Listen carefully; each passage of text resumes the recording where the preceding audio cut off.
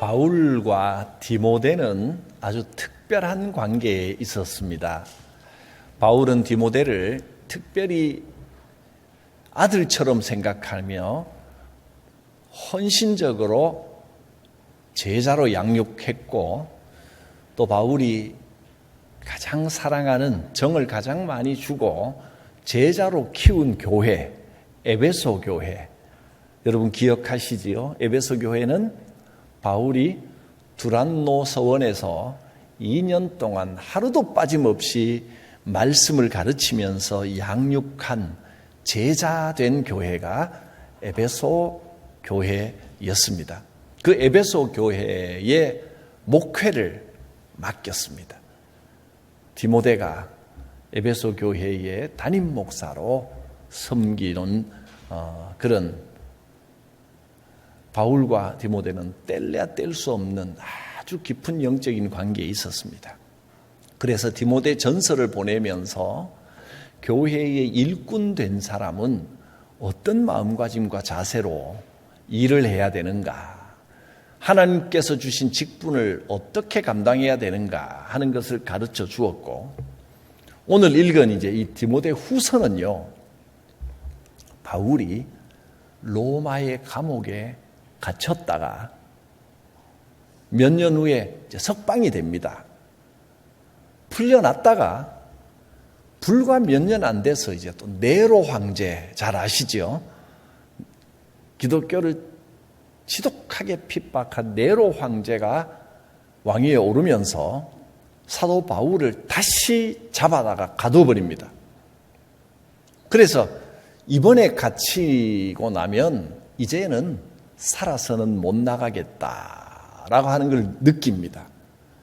이제 내가 내일 죽을지 모레 죽을지 알 수 없는데 죽음을 앞두고 유서를 쓰듯이 마지막 유작으로 디모데 후서를 써서 디모데에게 보낸 겁니다.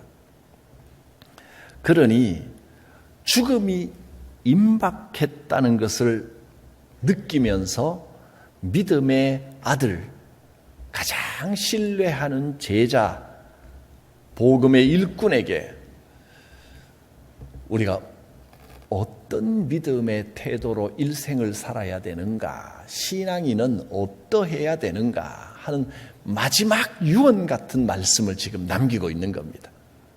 이것을 단순히 디모데에게 주는 편지가 아니라 오늘 신앙인으로 이 시대를 살아가는 우리에게 유서 같은 마지막 말을 온 힘을 다하여 전해주고 있는 것입니다.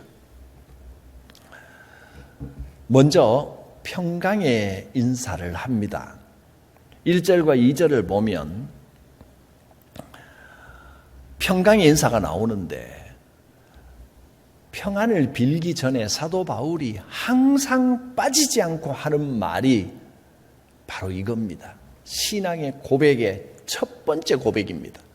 하나님의 뜻으로 말미암아 그리스도 예수 안에 있는 생명의 약속대로 그리스도 예수의 사도된 바울은 내가 사도가 된 것, 주의 일꾼이 된 것은 내가 잘나서도 아니고 내가 열심히 있어서도 아니고 하나님의 뜻 가운데서 된 것입니다 라는 고백을 항상 맨 앞에 합니다.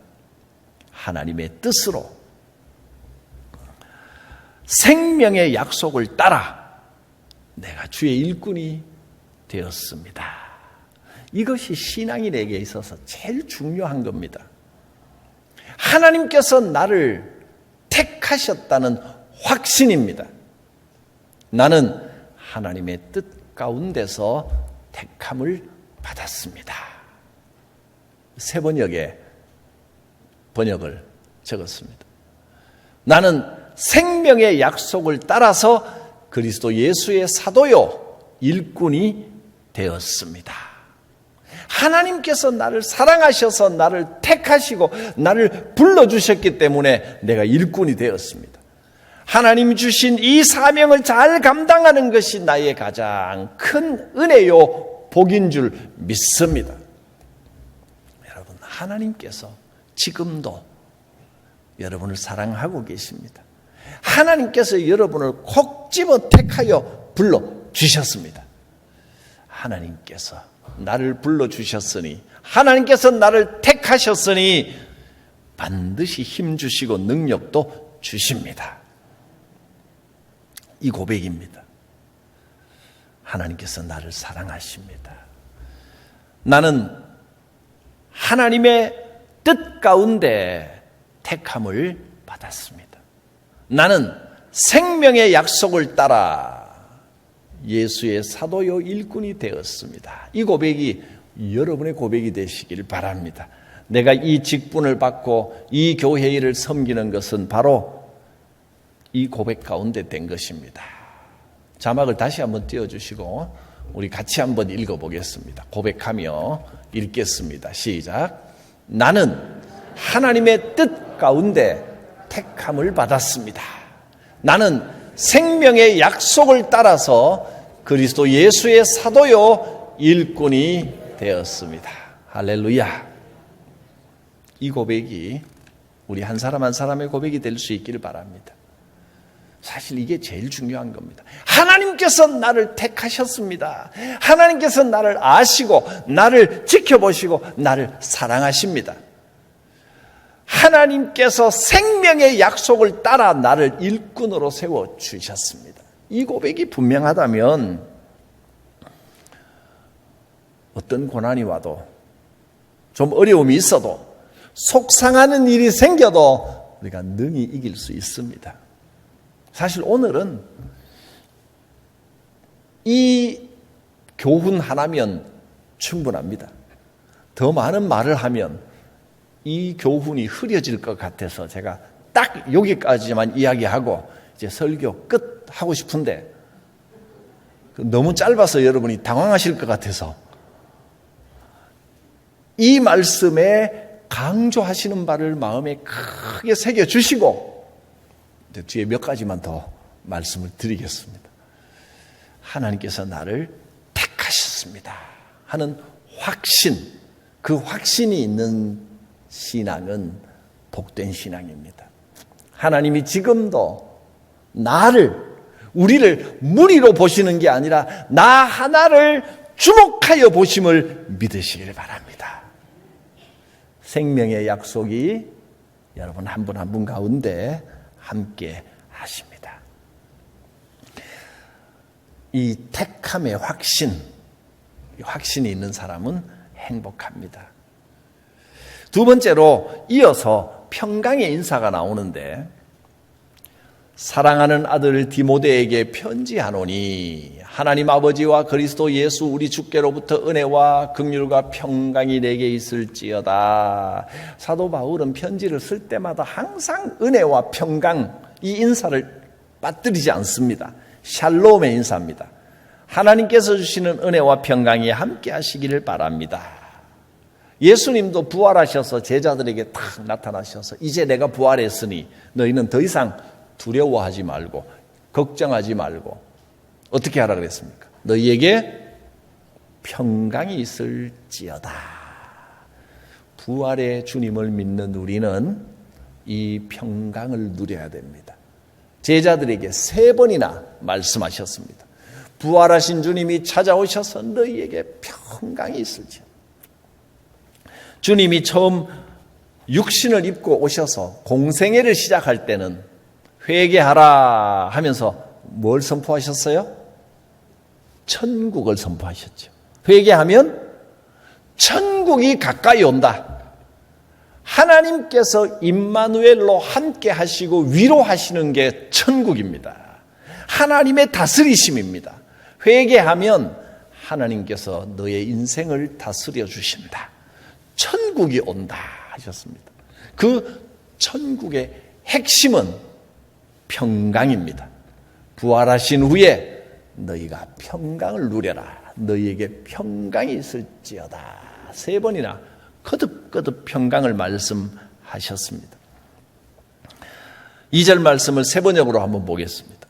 하나님 아버지와 우리 주 예수 그리스도께서 내려주시는 은혜와 자비와 평화가 그대에게 있기를 빕니다. 하나님께서 나를 택하셨습니다 하는 확신이 있으면 하나님께서 주시는 이 은혜와 자비와 평화가 함께 합니다. 하나님께서 여러분을 알고 계십니다. 택하셨습니다. 여러분의 사명, 직분은 하나님께서 친히 주신 것인 줄 믿으시기 바랍니다. 사도 바울은 디모데를 생각하면서 뜨거운 영적인 사랑을 표현합니다. 주 안에서 이런 영적인 교제가 살아있는 사람이 행복한 신앙인입니다. 3절을 보면 내가 밤낮 간구할 때마다 기도할 때마다 쉬지 않고 너를 생각하며 기도하노라. 이 말을 들었을 때 디모데의 마음이 어떻겠습니까? 바울 선생님이 기도할 때마다 내가 너를 잊지 않고 기도한다. 걱정하지 마라. 얼마나 감동이 될까요? 누군가 나를 위해 이렇게 기도하고 있다는 것 큰 감동입니다. 뿐만 아니라 내가 누군가를 위하여 진심으로 기도할 수 있는 사람이 있다는 것도 행복입니다. 디모데에게 내가 너의 눈물을 생각한다. 목회를 하면서 얼마나 힘들고 아프고 괴로운 것 내가 다 안다, 생각한다. 또 너는 네 안에 디모데야 내 속에 거짓 없는 그 귀한 믿음을 내가 생각하고 있다. 이렇게 떨어져 있지만 항상 디모데를 위하여 기억하고 기도했습니다. 이런 영적인 교제가 있다는 것, 영적인 동역자가 있다는 것이 참으로 복된 일입니다.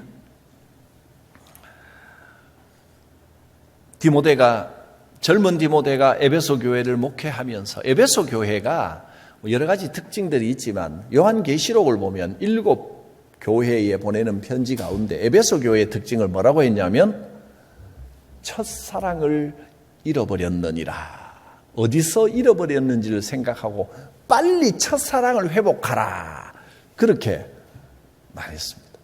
첫사랑을 잃어버렸다는 것은 처음에는 말씀으로 훈련받고 신앙이 뜨거웠는데 이 사람들이 교회에 좀 중심이 되고 이러면서 사랑을 잃어버리고 자꾸 서로 견제하고 좀 다투고 그럴 때 젊은 목회자 디모데가 얼마나 힘들었을까요? 힘들 뿐만 아니라 내가 과연 이 목회를 계속할 수 있을까 하는 고민도 엄청나게 했을 겁니다. 그래서 7절에 보면 하나님께서 우리에게 주신 것은 두려워하는 마음이 아니다 했습니다. 두려워하지 마라.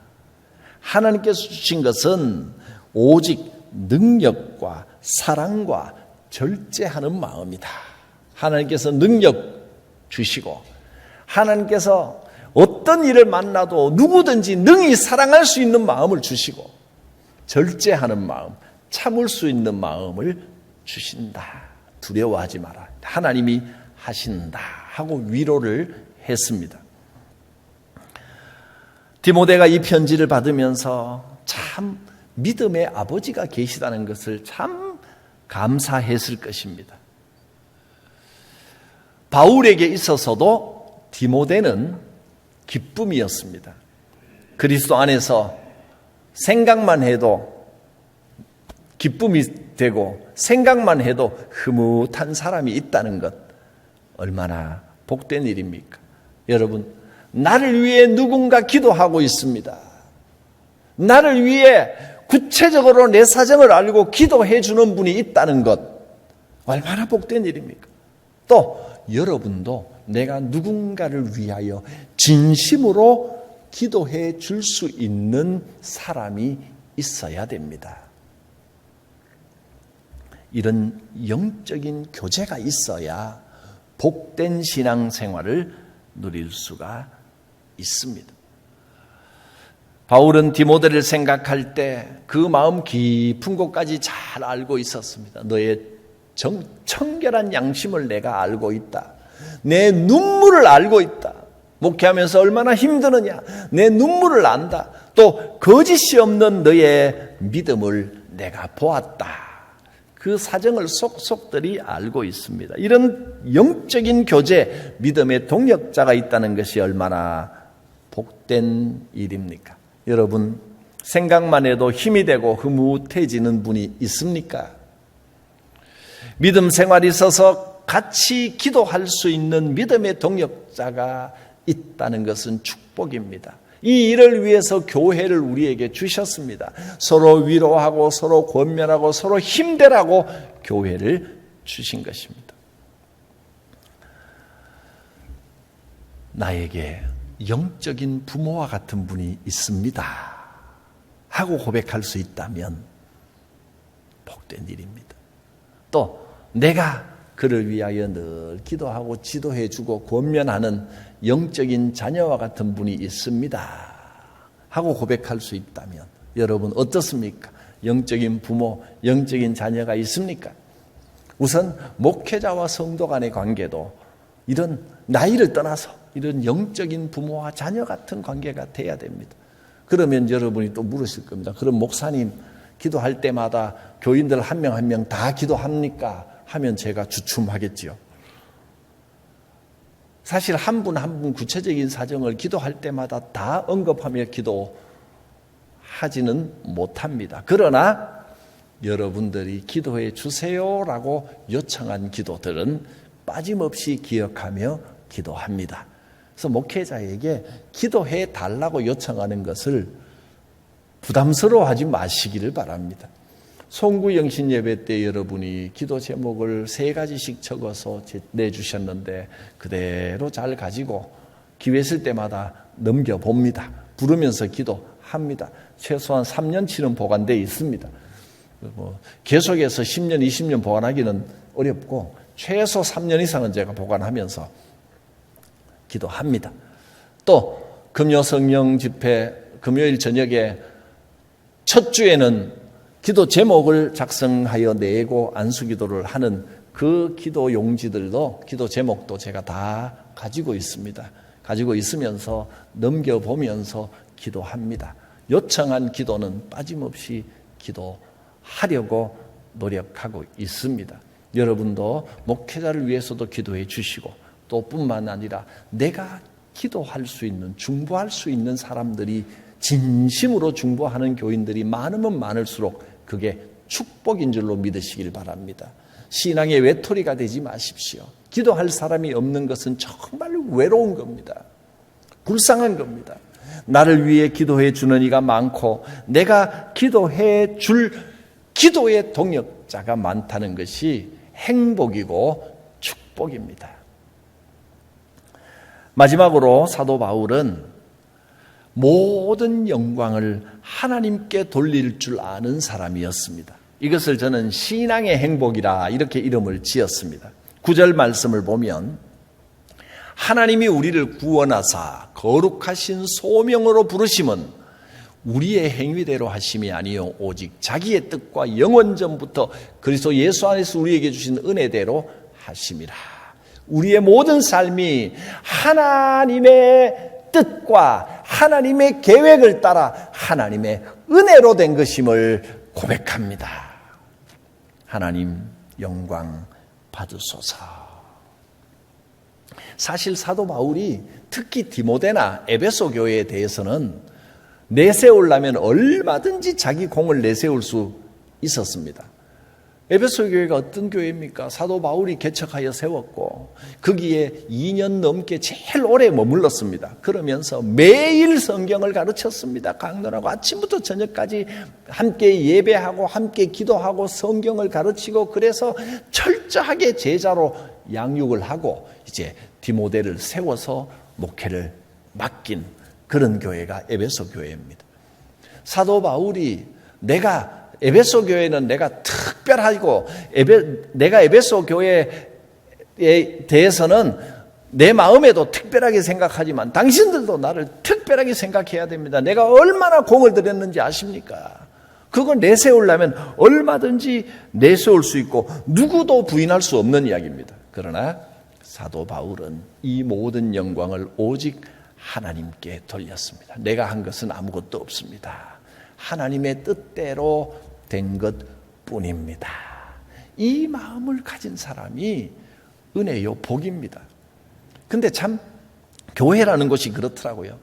내가 이만큼 했습니다. 아무리 말해도 내가 말하면 말할수록 손해가 나고 그냥 아무 말 안 하고 겸손하게 조용히 있어도 교인들이 또 알 건 다 알더라고요. 그러니까 내 입으로 내가 내 공을 내세울 필요도 없고 하나님께 영광을 돌리면 하나님께서 은혜를 베푸시고 면류관을 주시고 칭찬받게 하십니다. 세상은 자기를 내세웁니다. 자기 경험과 자기 지식이 기준인 것처럼 내가 최고인 것처럼 자기를 내세우지만 자기를 높이면 하나님의 뜻을 따를 수 없습니다. 하나님의 뜻이 들리지 않습니다. 사도 바울은 언제든지 내가 나된 것은 오직 하나님의 은혜로 된 것이라고 고백했습니다. 유명한 고백입니다. 고린도전서 15장 10절 내가 나 된 것은 하나님의 은혜로 된 것이니 내게 주신 그 은혜가 헛되지 아니하여 내가 모든 사도보다 더 많이 수고하였으나 실제로 수고를 많이 한 것도 맞지만 그러나 그거 내가 한 것이 아니고 오직 나와 함께 하신 하나님의 은혜로다. 이 고백이 살아있는 것이 신앙인이 누릴 수 있는 행복의 비결입니다. 그리스도인은 세상의 법칙대로 사는 것이 아니라 말씀의 법칙대로 살합니다. 그래야 하나님의 은혜가 함께 하십니다. 주의 은혜가 함께 하셔야 참된 신앙의 행복, 신앙의 그 맛을 누리며 천국을 누리고 평강을 누리며 살아갈 수 있습니다. 사랑하는 성도 여러분, 사도 바울이 생명을 걸고 마지막 유서처럼 당부하는 이 세 가지. 하나님께서 나를 사랑하시고 나를 택하셨습니다 하는 확신, 그 확신의 행복. 하나님께서 나를 택하시고 나를 일꾼 삼으셨습니다. 또 영적으로 교제하는 영적 교제의 행복. 모든 영광을 하나님께 돌리고 하나님께서 은혜로 내 삶을 인도하십니다 하는 신앙의 행복을 누리시기를 바랍니다. 기도합니다. 거룩하신 하나님, 하나님께서 나를 택하여 일꾼 삼아 주셨음을 감사드립니다. 오직 주의 영광만 드러나게 하여 주시옵소서.